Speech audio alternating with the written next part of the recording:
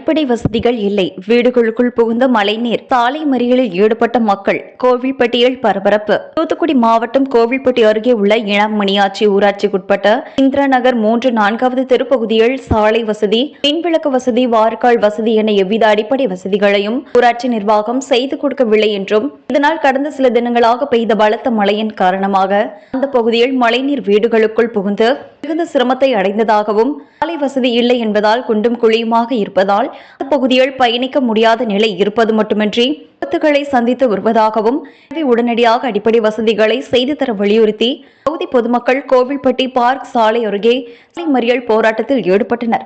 குறித்த தகவல் கிடைத்ததும் போராட்டத்தில் ஈடுபட்ட மக்களுடன் துறை மற்றும் ஊராட்சி நிர்வாகத்தினர் பேச்சுவார்த்தை நடத்தினர்.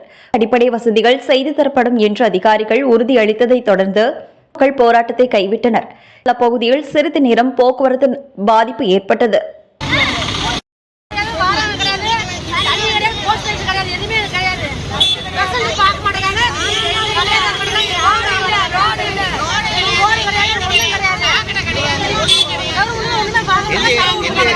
எந்த ஏரியாமா?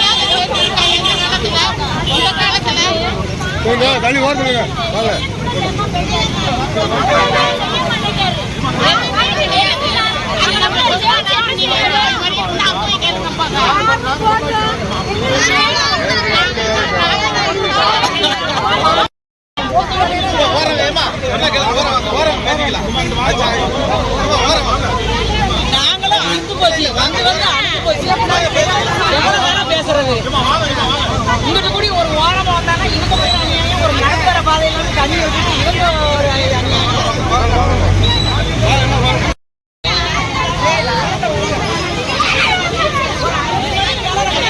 வர முடியும்.